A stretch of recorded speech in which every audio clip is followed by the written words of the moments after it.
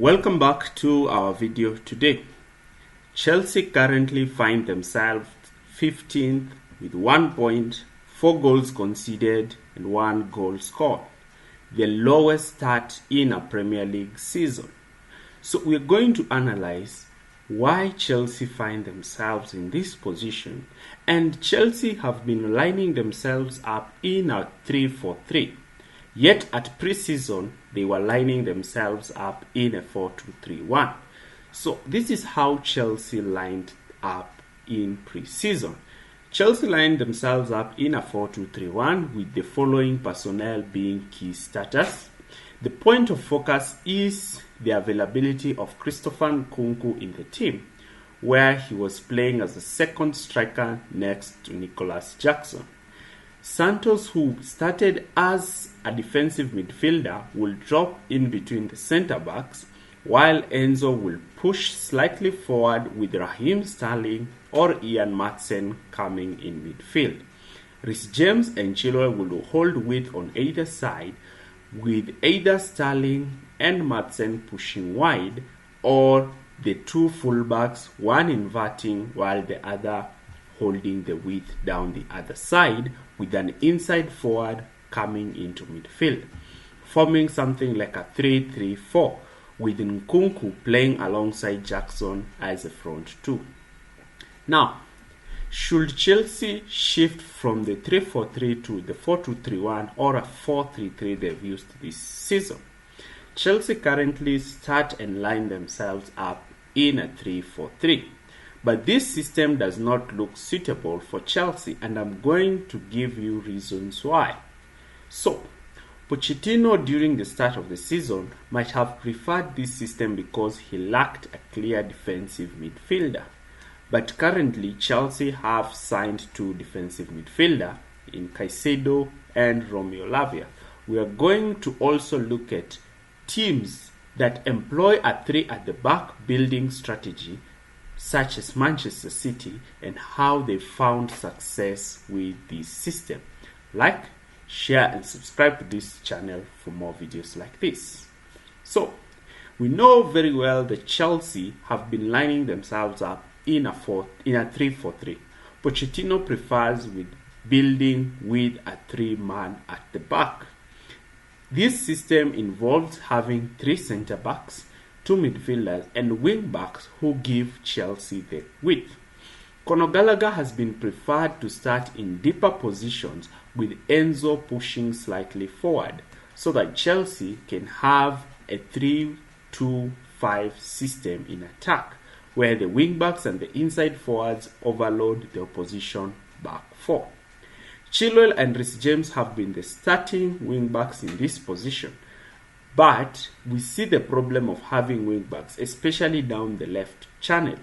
Chilwell is not a good 1v1 kind of wing-back like Reece James. Chelsea wing-backs only offer crossing ability, but they are only crossing to one forward, since Kane and Sterling are not also attacking the box with vigor as Nicholas Jackson, while the centre-backs are tasked to start high and wide. Chilwell is not a player who you expect to receive the ball in space and run at an opposition fullback, but rather will just pass the ball in field and try to attack the byline by receiving the pass to attempt the cross. And this is where I find the problem with Chelsea. And this is where Manchester City are beating Chelsea, because Pep Guardiola is preferring to have wingers instead of fullbacks in the attacking regions, especially where we have 1v1 situations. The injury of Reece James worsened it, because now Gusto is not quite technically better than Reece James as an attacking wingback, and this is something that I saw clearly in the game against West Ham. So my opinion is that wingbacks are not quite effective in the wide areas, and this is what made Thomas Tuchel actually fail. Tuchel was at a point last season whereby he had 12. After 12 games, he was first with 33 points, and this is because of the availability of Chilwell and Reece James. So Pep Guardiola uses this back three build-up system at Manchester City. So how does Pep use it? How does Pep improve his teams with this three at the back system, wide players in the wide areas, and inside forwards? And how does a Pep system accommodate this system? Pep Guardiola prefers using wingers instead of wingbacks. He likes to position his best dribblers and wingers in the wide channels. And this is why you see the likes of Grealish and Bernardo Silva playing in these areas. So wingers provide unpredictability because they are good 1v1 running at the opposition fullbacks, and the fullbacks do not know how the wingers are going to move. And this is a clear example. A player like Bernardo Silva in the right-hand flank is a terror for any fullback or left-back playing down that flank. He has the eye to pick De Bruyne, who is making runs in the half spaces, and he is also good at dribbling and maneuvering away from the fullback. This enables his team to receive the ball and win fouls. Another key strength is Jack Grealish. You look at the position where Jack Grealish starts. He starts wide while he cuts in. He is a horror and a nightmare to most fullbacks because he can win fouls, he can win the ball and drive directly inside the box, making the team to commit more players to go for him, creating spaces in the half spaces for Gundogan and other wingers to use. So this is why I prefer Chelsea having wingers instead of fullbacks. So Chelsea might start deploying a 4-2-3-1 system. But since Chilwell is not good as a left winger, this might see Chelsea have to opt for a winger, a good 1v1 dribbler. Raheem Sterling has been one of the best in England playing down the left as a left winger. We saw in the game against West Ham that Sterling is not afraid to receive the ball, especially with his right foot cutting in. He will be a great threat for Chelsea running at a fullback. That is why I prefer Raheem Sterling to start down wide left. This might see also another dribbler coming in, Noni Madueke. We know how Madueke is good in 1v1s. The injury to Kani Chukwuemeka is also quite detrimental for Chelsea. Madueke can use his excellent dribbling ability and create havoc for the opposition fullbacks. This might move Chelsea to line themselves up in a 4-3-3 with Enzo, Caicedo and Lavia. How can Pochettino create a system to accommodate this? He can either do this by putting Lavia to start as the holding midfielder with Caicedo and Enzo playing alongside him, forming a 4-3-3, with Sterling and Noni Madueke starting in the wide position.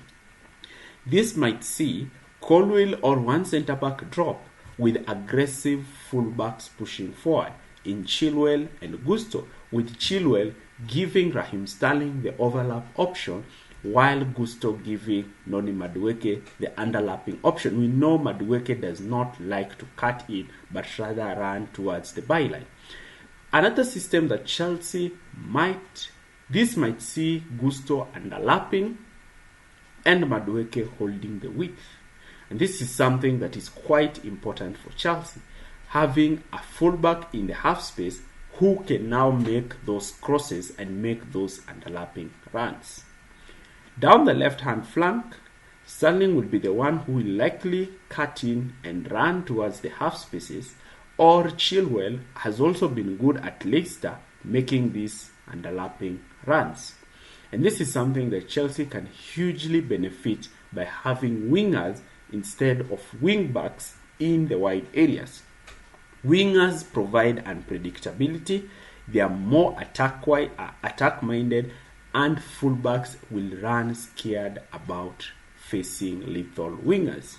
The three midfielders will hold this position, but the problem is who will cover the wide areas for the advancing fullbacks. Now, This might see fullbacks not starting quite high and deep. This might indicate a tactical shift by Mauricio Pochettino, preferably moving into what we call 4-2-3-1. So in my 4-2-3-1 system, I've tried to mimic it like that of Arsenal. And this is how it is. Colwill might come in and start as an orthodox left back in a back four. And this might be quite impressive since he will be able to tuck in and form a back three. Gusto might also leave, and this might see Chelsea deploying Moises Caicedo as a right back. This is because now Enzo and Lavia might start as the two holding midfielders, Madueke and Sterling start as the two wingers, while Conor Gallagher can come in and play at his preferred position as an attacking midfielder. This might see two holding midfielders in front of the defense, Sterling and Madueke being tasked to be the ones who hold the width for the team. This might see, if they face deep blocks, might see Enzo Fernandez push alongside Conor Gallagher to create chances in the half spaces, while Caicedo tucks in midfield to play alongside Lavia to give Chelsea strong solidity in midfield, having that 3-2-4-1 structure that teams like Manchester City and Arsenal currently have. Remember, Chelsea is trying to compete with these teams, so it must create a team similar or close to that. We know Manchester City like building through the center, and this is by overloading the central areas of the pitch and then moving out wide.